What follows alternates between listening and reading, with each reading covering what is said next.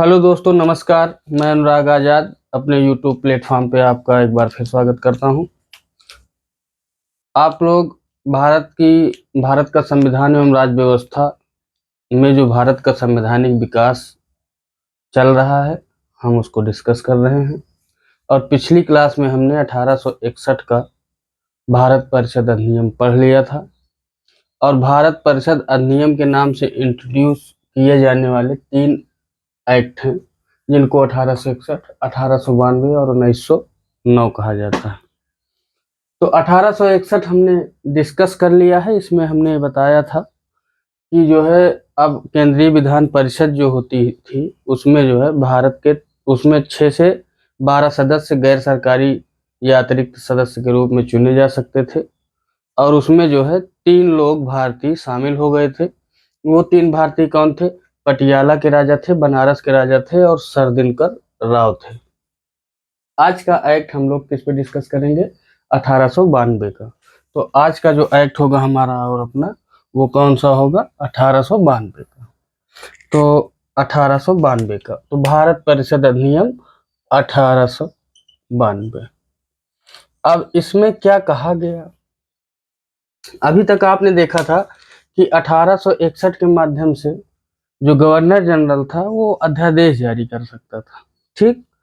अब इसमें क्या पहला बिंदु हम लोग जो चर्चा करने वाले हैं वो ये है कि 1892 में पहला क्या हुआ। आपने देखा था उसमें जो 3 सदस्य भारतीय गए थे। पहला नंबर तो आप लोग ये देख लीजिए कि इसमें उसमें जो सदस्य थे 1861 में, वो 6 से 12 हुआ करते थे। अब इसमें जो है जो अतिरिक्त सदस्य हैं, जो अतिरिक्त सदस्य लिए जाएंगे, अतिरिक्त सदस्य जो लिए जाएंगे वो जो है 10 से 16 हो सकते थे। 10 से 16 लिए जा सकते थे। और ये कहाँ जाते थे? केंद्रीय विधान परिषद में। और केंद्रीय विधान परिषद का डिजाइन इस समय क्या है? गवर्नर जनरल के स्थान पे क्या आ गया है? वायसराय।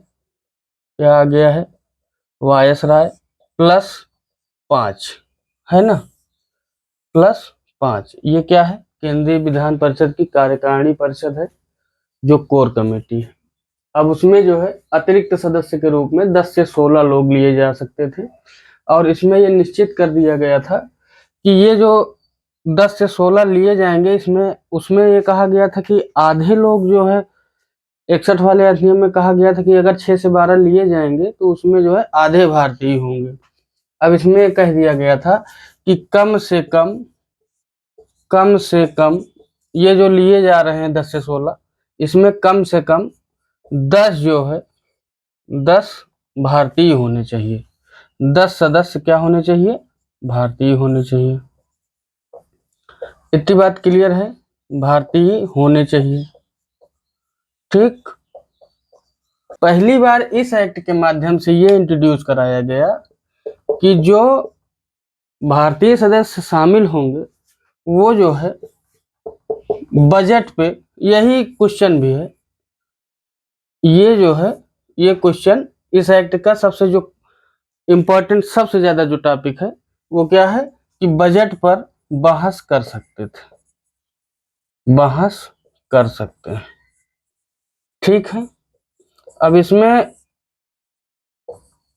कर सकते थे, बजट पर बहस कर सकते थे। कौन कर सकते थे? भारतीय सदस्य। भारतीय सदस्य जो थे वो क्या कर सकते थे? बजट पे बहस कर सकते थे। आप यहां तक आशा है कि नोट कर लिए होंगे। अगला जो बिंदु है इसका, वो बिंदु क्या है? अभी तक जो ये 1861 वाले एक्ट में जो ये 3 सदस्य गए थे, ये सीधा सीधा वायसराय इनको मनोनीत कर लेता था, मतलब इनका कोई निर्वाचन या वैसे नहीं होता था। मगर इस एक्ट में ये जो सदस्य आएंगे उनका क्या होगा? निर्वाचन होगा। और निर्वाचन मतलब निर्वाचन पद्धति के हिसाब से इनका चयन किया जाएगा, मगर चुनाव शब्द का उल्लेख कहीं नहीं किया गया था। तो आप लोग इसको गौर करिएगा कि अब ये जो सदस्य जाएंगे ये कैसे होके जाएंगे, निर्वाचित होकर। कैसे होके जाएंगे, निर्वाचित होकर जाएंगे। ठीक, अच्छा, निर्वाचित होकर जाएंगे। इनका निर्वाचन कैसे होगा, इनका निर्वाचन का आधार रखा गया था जैसे उतनी समय के विश्वविद्यालय, ठीक, या वाणिज्य,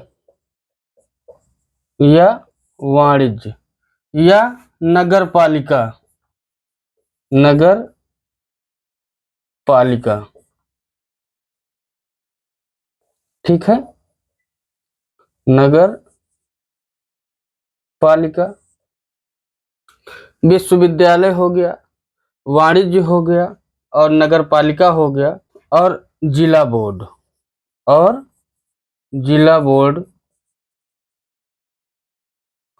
के सदस्यों, के सदस्यों की सिफारिश पे होता था, के सिफारिश,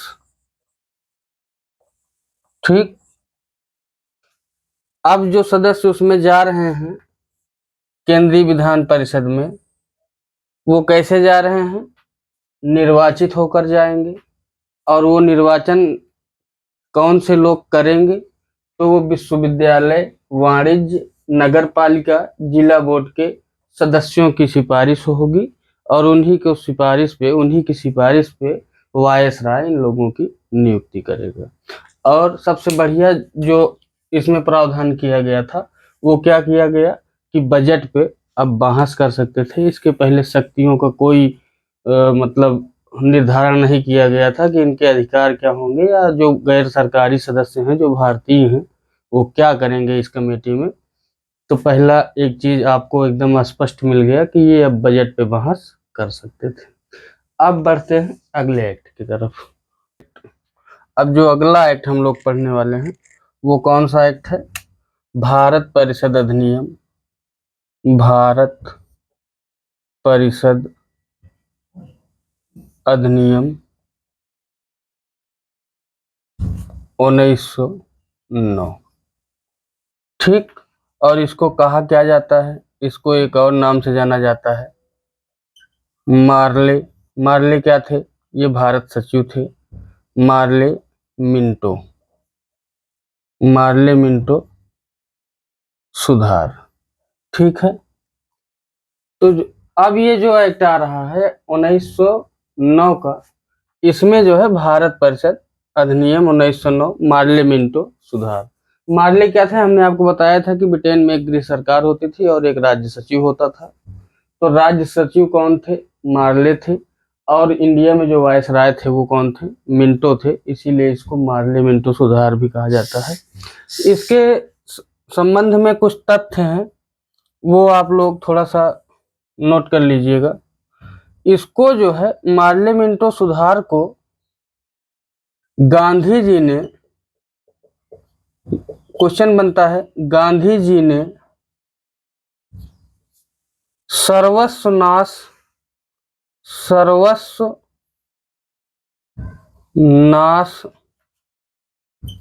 करने वाला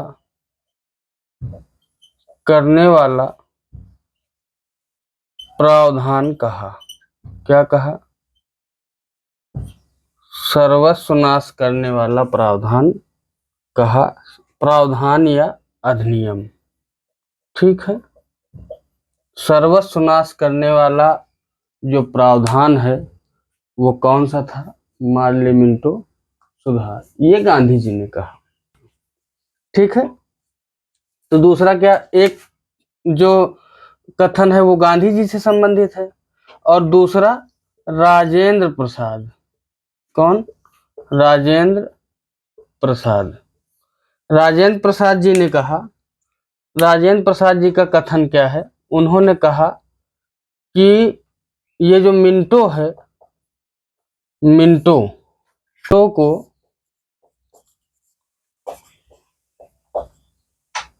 सांप्रदायिक निर्वाचन का जनक कहा है। ठीक, जनक कहा है।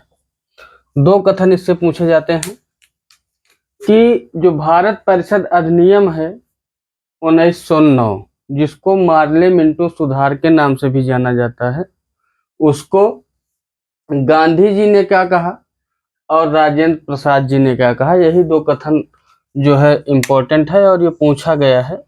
तो आप लोग जो है इसको याद रखिएगा कि गांधी जी ने सर्वस्व नाश करने वाला अधिनियम इसको कहा है और राजेंद्र प्रसाद जी ने मिंटो को सांप्रदायिक निर्वाचन का जनक कहा है।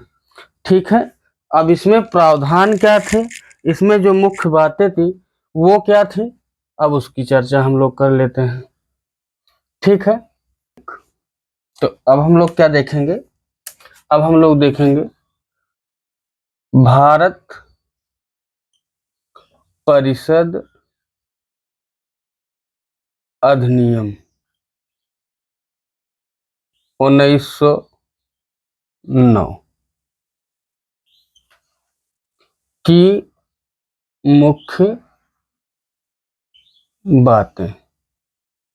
ठीक, मुख्य बातें। इसमें मुख्य बात क्या क्या बताई गई, इसमें पहला क्या कहा गया कि जो केंद्रीय विधान परिषद है, केंद्रीय विधान परिषद में कौन कौन है, वायसराय है ना, वायसराय +5, ये क्या है, केंद्रीय विधान परिषद है। तो केंद्रीय विधान परिषद में कार्यपालिका की परिषद है, उसमें जो है भारतीय की नियुक्ति हुई। क्या हुई, एक भारतीय की नियुक्ति हुई। अब जो वो एक भारतीय थे वो किस सदस्य के रूप में गए थे, तो वो गए थे विधि सदस्य के रूप में। किस सदस्य के रूप में गए थे, विधि सदस्य के रूप में गए थे। और इनका नाम क्या था, इनका नाम था एसपी सिन्हा। क्या नाम था, एसपी सिन्हा। इतनी बात समझ में आई कि जो वायसराय +5 मतलब इसको क्या कह सकते हैं, वायसराय की परिषद, क्या कह सकते हैं, वायसराय की परिषद। ठीक है, इसमें एक भारतीय की नियुक्ति की गई और वो विधि सदस्य के रूप में गए थे और उनका नाम क्या था, एसपी सिन्हा। फिर दूसरी बात इसमें क्या होती है, दूसरी बात ये होती है कि मुस्लिमों के लिए पृथक निर्वाचन मंडल, पृथक निर्वाचन मंडल का प्रावधान करता था, मंडल का प्रावधान। ठीक, पृथक निर्वाचन मंडल का प्रावधान करता था और ये किसके लिए था, मुस्लिमों के लिए। किसके लिए था, मुस्लिमों के लिए। ठीक ना, तो ये जो है पृथक निर्वाचन मंडल का प्रावधान करता था और ये पृथक निर्वाचन मंडल किसके लिए होता था, तो वो होता था मुस्लिमों के लिए। ठीक, अच्छा तीसरी बात इसमें क्या की गई, इसमें ये कहा गया कि इसमें जो है अभी तक जो सदस्य संख्या आप देख रहे थे कि एक में 1861 में सबसे पहले 3 लोग गए, उसके बाद जो है वो 6 से 12 होने लगे तो 3 लोग गए, फिर 10 से 16 होने लगे। अब इसमें क्या कर दिया गया कि 16 से 60 मतलब सदस्य संख्या में बढ़ोतरी की गई। जो गैर सरकारी सदस्य या अतिरिक्त सदस्यों की, क्या लिख सकते हैं, अतिरिक्त सदस्यों की संख्या में वृद्धि की गई। क्या की गई, वृद्धि की गई। ठीक है, और कितनी कर दी गई, 60 सदस्य। और अगली बात क्या हुई इसमें? अगली बात ये हुई, यहीं पे नोट कर लेते हैं हम लोग, बजट संकल्प। बजट संकल्प पर मतदान करने का अधिकार मिला। दूसरा क्या कहा गया? पूरक प्रश्न पूछ सकते थे। पूरक प्रश्न पूछ सकते थे, ठीक ना? पूछ सकते थे। आपके दिमाग में आता होगा कि पूरक प्रश्न क्या है।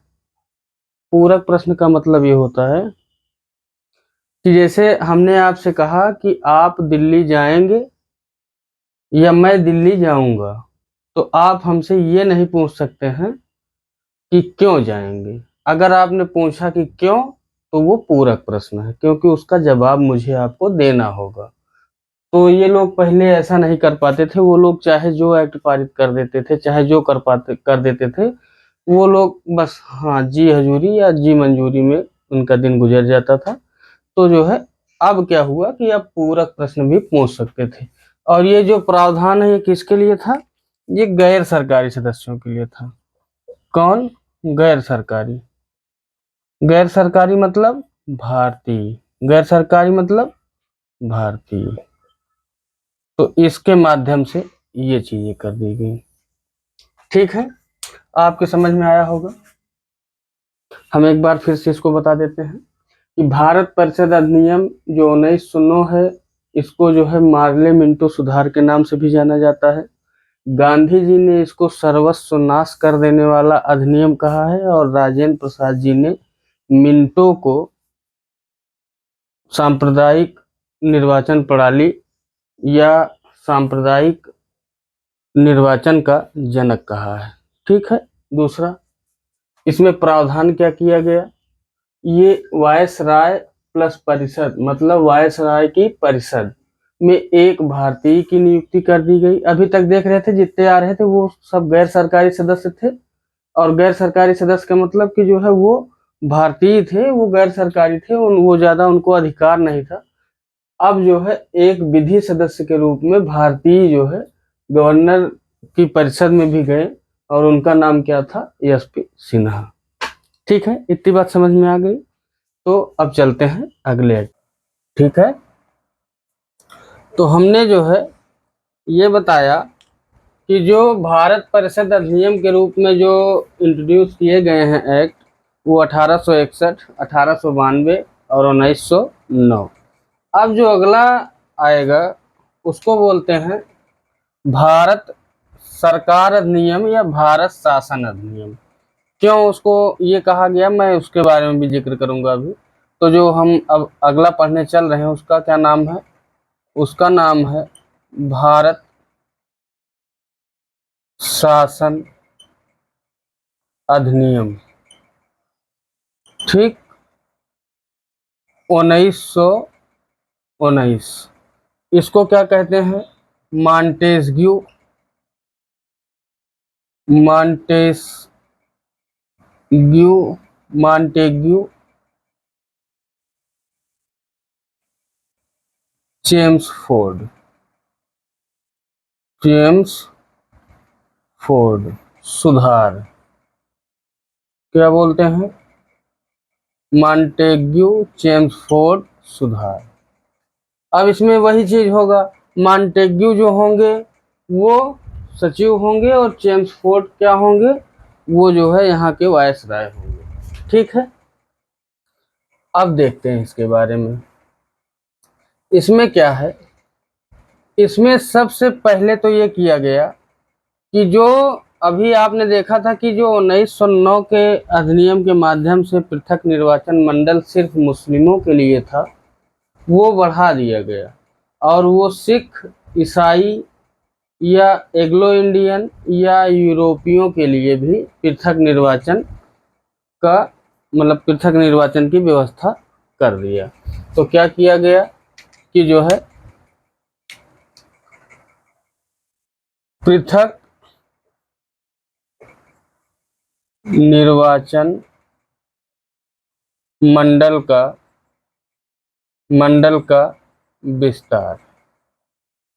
ठीक है, उसमें किसके लिए था? उसमें सिर्फ मुस्लिमों के लिए था। इसमें जो है ईसाई, सिख और एग्लो इंडियन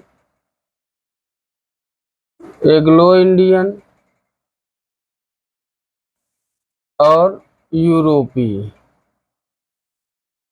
यूरोपीय के लिए भी इसका के लिए भी के लिए भी विस्तार इसका कर दिया गया, विस्तार कर दिया गया। ठीक। दूसरी बात क्या कही गई इसमें? दूसरी बात ये कही गई कि अब जो है भारत में दो संस्थाएं काम करने लगी। अभी क्या था, इसके पहले हमने देखा था कि सिर्फ केंद्रीय विधान परिषद हुआ करती थी, और आज का स्ट्रक्चर क्या है? राज्य में मतलब राज्यसभा और लोकसभा दो संस्थाएं होती हैं। तो जो है इसी तरीके से इसमें भी बांट दिया गया था। तो राज्यों के लिए राज्य परिषद और केंद्र के लिए केंद्रीय विधान परिषद। तो राज्यों के लिए क्या किया गया? राज्यों के लिए राज्य परिषद बना दी गई। ठीक। दूसरा क्या कहा गया इसमें? केंद्र के लिए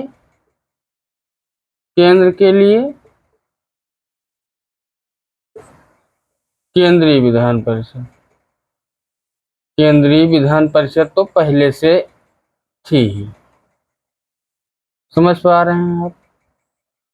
हाँ, तो हमने क्या बताया कि राज्यों के लिए राज्य परिषद का निर्माण हुआ, जिसमें सदस्यों की संख्या 60 होती थी और कार्यकाल उनका 5 वर्ष का होता था। दूसरा, केंद्र के लिए केंद्रीय विधान परिषद, और उसमें सदस्यों की संख्या 144 होती थी और उनका कार्यकाल 3 वर्ष होता था। ये आप यहाँ पे ध्यान रखिएगा कि जो केंद्रीय विधान परिषद होती थी उनके सदस्यों का जो कार्यकाल होता था वो 3 वर्ष का होता था। फिर दूसरा, इसमें अगला प्रावधान क्या किया गया? अगला प्रावधान ये किया गया कि लोक सेवा आयोग, आपसे पूछता है सीधा क्वेश्चन, लोक सेवा आयोग के गठन का प्रावधान किया गया। इसके लिए ली आयोग का गठन किया गया। किसके लिए? लोक सेवा आयोग का गठन। ठीक, का गठन। अच्छा, दूसरा, लोक सेवा आयोग के गठन का प्रावधान। ठीक। अब ये किसकी सिफारिश पे हुआ था? तो ये ली आयोग की सिफारिश पे हुआ था। किसकी सिफारिश पे हुआ था? ली आयोग की सिफारिश पे हुआ था। और ली आयोग ने जो है, अब जो इसका गठन हुआ था, अब देखिए 1919 है, 1919 का अधिनियम है, इसमें जो है लोक सेवा आयोग के गठन का प्रावधान किया जा रहा है। लोग आगे देखेंगे कि ली आयोग का जो गठन हुआ था वो 1923 में हुआ था। 1919 में प्रावधान कर दिया गया कि लोक सेवा आयोग का गठन होगा। 1923 में ली आयोग बनाया गया और 24 में इसने अपनी रिपोर्ट दी। और लोक सेवा आयोग का गठन कब कर दिया हो गया? 1926 में। तो आपसे ये क्वेश्चन बनता है कि जो लोक सेवा आयोग के गठन का प्रावधान है वो किस एक्ट के माध्यम से किया गया था? तो आप बताएंगे भारत शासन अधिनियम 1919 या मॉन्टेग्यू चेम्सफोर्ड सुधार। फिर आपसे एक क्वेश्चन बन जाएगा कि लोक सेवा आयोग के गठन का जो प्रावधान है या जो गठन की सिफारिश की हुई थी वो किस आयोग ने की थी? तो आप बताएंगे ली आयोग की सिफारिश पे। ठीक है, इतनी बातें आपको समझ में आई कि पृथक निर्वाचन मंडल का क्या कर दिया गया? विस्तार कर दिया गया। राज्यों के लिए राज्य परिषद, जिसमें सदस्यों की संख्या 60 थी और कार्यकाल 5 था। और केंद्र के लिए जो है आप देख पा रहे होंगे कि केंद्रीय विधान परिषद बनाई गई, या ये तो पहले से ही थी, और इसमें सदस्यों की संख्या 144 थी और इनका कार्यकाल 3 वर्ष था। ये जरूर नोट करके रखिएगा, क्योंकि आजकल 5 वर्ष लोकसभा और राज्यसभा के चक्कर में हम लोग क्वेश्चन भूल जाते हैं। आप इसको ध्यान में रखिएगा। जो केंद्र के लिए केंद्रीय विधान परिषद होती थी, उसमें जो है सदस्यों का कार्यकाल कितना होता था, 3 वर्ष का होता था। और यहीं से जो है भारत में स्वशासन, अगला जो पॉइंट जो है आप यहाँ पे लिख लीजिए कि भारत में स्वशासन की नींव दिखती है। भारत के लिए स्वशासन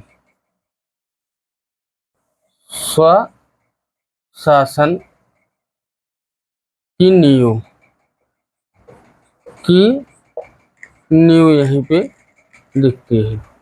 ठीक है ना, इतनी बात समझ में आ गई। अब एक चीज आपसे और डिस्कस करनी है इसी एक्ट के माध्यम से, तो इसको जो है हम इरेज करते हैं इतना ही, और जो है यहीं पे लिख लेते हैं। अभी तक आपने देखा था कि जो भारतीय सदस्य चुन के जा रहे थे, उनके लिए निर्वाचन का प्रावधान तो हो गया, और वो जो है जिला बोर्ड, नगर पालिका या व्यापार मंडल के सदस्यों द्वारा अप्रत्यक्ष रूप से वायसराय द्वारा चुने जाते थे। अब क्या कर दिया गया, इसमें जो सदस्यों का चुनाव होने लगा, तो वो जो है कुछ मानकों के आधार पर रख दिया गया कि जैसे संपत्ति, जैसे किसी व्यक्ति की ज़्यादा संपत्ति है, या एक क्राइटेरिया रख दिया गया कि हाँ इतनी संपत्ति होगी अगर, तब आप जो है इन सदस्यों के चुनाव में आप अपना जो है मतदान कर सकते हैं। तो संपत्ति को आधार बनाया गया, कर को बनाया गया, या आप पढ़े लिखे हों, शिक्षा को आधार बनाकर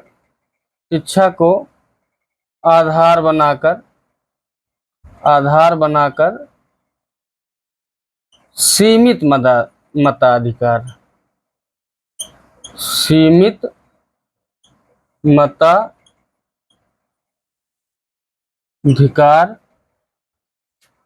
के माध्यम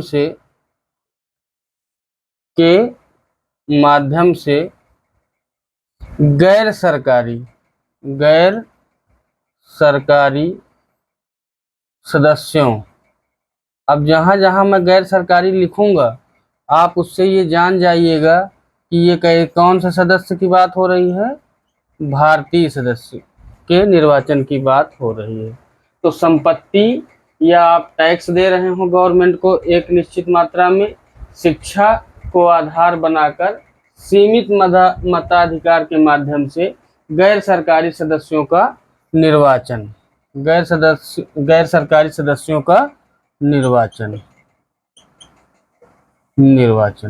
ठीक, इतनी बात समझ में आ गई। तो उस समय जो जनसंख्या थी, कुल जनसंख्या का मात्र 10% लोग ही इसमें मतदान कर पाते थे, ज़्यादा लोग इसमें पार्टिसिपेट नहीं कर पाते थे। ठीक है, इतनी बातें आपके समझ में आ गई कि पृथक निर्वाचन मंडल का विस्तार हो गया और राज्यों के लिए राज्य परिषद बना दी गई, और केंद्रीय विधान परिषद तो थी ही, और संपत्ति कर, शिक्षा को आधार बनाकर सीमित मताधिकार के तहत गैर सरकारी सदस्यों का निर्वाचन भी होने लगा।